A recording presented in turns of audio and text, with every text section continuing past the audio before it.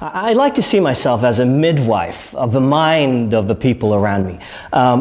In that I can't be the one with all the answers. In fact, answers are trivial from the point of view that if I can sell an answer to someone, all of their competitors can buy that answer from me too. So instead, I try to focus on questions. Now, a question is basically something that opens up a process. It opens up a lot of doors. It doesn't close any doors.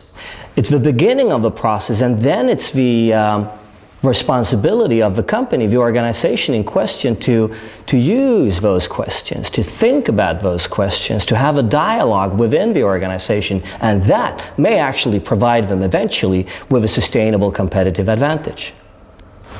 Why do I do all this? It's that little twinkle in the eye of someone sitting on row 2 when he or she realizes, I understand all this. I can make a difference. All in all, the typical company and the typical industry will be facing the prospects of a two-front war. Number one, we will be forced to sit down and negotiate salaries and stock option plans with the business world's equivalent to David Beckham, Luciano Pavarotti, Madonna, and if we're really lucky, Tiger Woods. Then we will be forced to sit down and negotiate deals with customers that are no longer kings, no longer queens, but demanding dictators. Put these two forces together and it's pretty clear that it will be increasingly difficult for the typical company in the typical industry to make money in the years to come. It's the logical consequence of our hyper-competitive environment.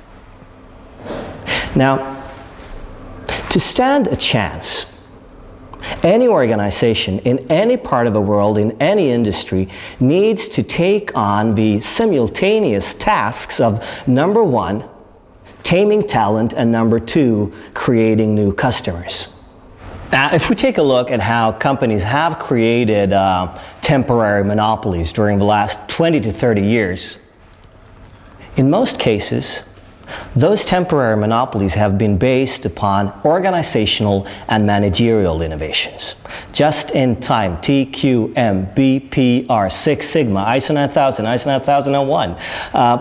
Management by walking around, management by objectives. For a short moment in time or space, those organizational and managerial innovations enabled a number of companies, GE of the United States, Toyota of Japan, to dominate their respective industries. Now that's the good news, here comes the bad. Today, McKinsey & Company exists, Accenture exists, Capgemini exists, Roland Berger Consulting exists. Aided by this cadre of global consultants, I promise you, all companies, even those in Tibet, are right now realigning, reorganizing, refocusing, renewing, revamping, managed by the same cadre of globally standardized MBAs, mediocre but arrogant people. They're all doing it. Never forget that you are the best person in the world at exactly one little thing: being yourself. For the last 36 years, I've been competing more or less on a daily basis in a Jonas Ridderstrale lookalike contest. And I promise you, I wipe the floor with all of my competitors as long as I remain true to myself. You see, inside each and every human being in the world, no matter of how standardized we may be on the outside, right in here sits a totally unique little individual, as unique as your own fingerprints. The time has come, I believe, to start releasing those unique individuals. There is a storm blowing out there. Try to control the uncertainties of this world and you'll go nuts.